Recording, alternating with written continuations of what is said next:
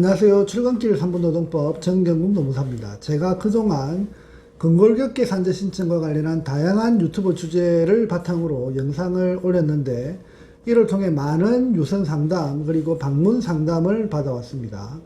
오늘은 이런 상담 과정에서 가장 많은 질문들 중 총 4가지 정도만 보시는 바와 같이 뽑아서 답변을 드리는 시간을 가져보도록 하겠습니다. 첫 번째, 근골격계 산재 신청은 5년 이상 근무해야 가능하다라고 하는 질문을 많이 하시는데 그 질문에 대한 답변을 드리도록 하겠습니다. 우선 기본적으로 근골격계 산재 사건은 신체 부담 작업을 수년간 반복적으로 수행한 경우 산재 성인의 가능성이 높아지는 것이 맞습니다. 따라서 근무기간이 길면 길수록 유리한 측면이 있기는 합니다.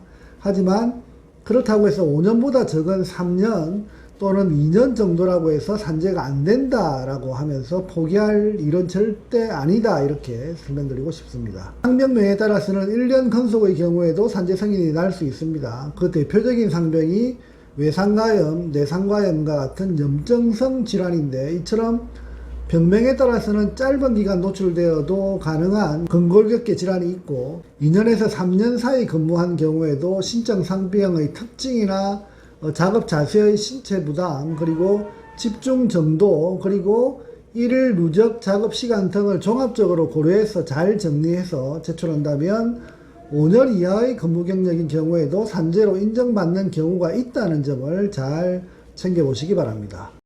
둘째, 현재 사업장에서 근무한 지 한 달 정도밖에 안 된 경우인데 산재 신청이 가능한지 이렇게 물어보시는 분도 자주 봤습니다. 제가 진행했던 사건 중에 무릎 부위 바늘상 연골이 파열되신 건설 현장 노동자분이 현재 건설 현장에서 일한 지 한 달밖에 안 된 상태에서 무릎이 아파서 도저히 일을 하지 못해 어쩔 줄 몰라 하시는 분이 계셨습니다.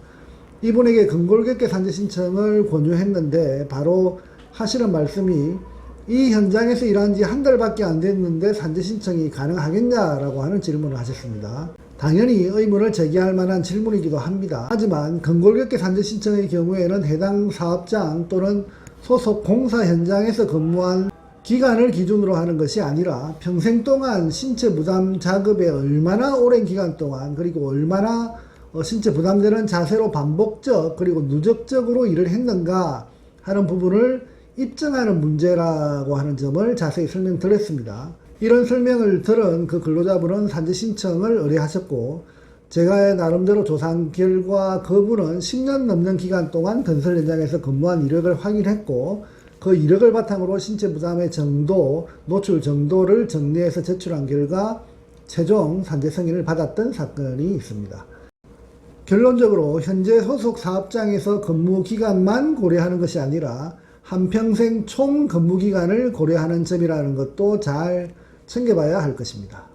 셋째, 근골격계 산재 승인 받은 후 산재 보상은 어떤 것이 있는지 궁금해 하시는 분도 많았습니다.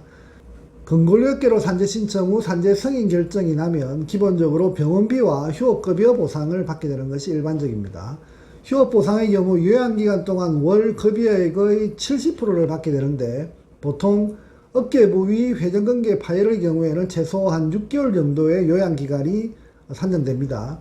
이런 경우 일당을 한 20만원 정도 받는 일용 노동자다라고 산정할 경우 통상 2천만원에서 한 3천만원 정도의 산재 보상을 받는다, 이렇게 생각하시면 되겠습니다. 제가 수행한 환자분의 경우에는 무릎 부위 인공관절 수술을 받은 근골격계 노동자인데 이분의 경우 장애보상까지 포함해서 총 1억이 넘는 산재보상금을 받았던 사례도 있습니다. 넷째, 근골격계 산재도 건재보험 청구가 추가로 가능한가 이렇게 물어보시는 분도 있습니다. 결론적으로 말씀드리면 근골격계 산재의 경우에도 건재보험 청구는 추가로 가능하다라고 설명드리고 싶습니다. 근골격계 질환 산재 승인도 질병성재로 산재 승인 결정을 받은 것이고 이런 경우 산재 승인 결정을 받을 당시 그 소속 사업장 또는 건설 현장의 경우에는 해당 건설 현장의 그 원청 또는 소속 건설 현장 하청을 상대로 건재보험 청구가 가능합니다. 건재보험의 경우 산재로 장애등급이 나온 경우 장애등급을 기준으로 노동력 상실률을 계산해서 향후 일실소득 등을 바탕으로 손해배상액을 산정해서 청구가 가능하기 때문에 근골격계 산재 승인 후 요양이 종결된 이후 산재 장애 등급이 나와야 가능하다는 점만 챙겨보시면 되겠습니다. 오늘은 근골격계 산재 신청 과정에서 그동안 다양한 질문들 중에 여러분과 공유하면 좋을 총 4가지 핵심적인 질문사항에 대해서 설명드리는 시간을 가져봤습니다. 감사합니다.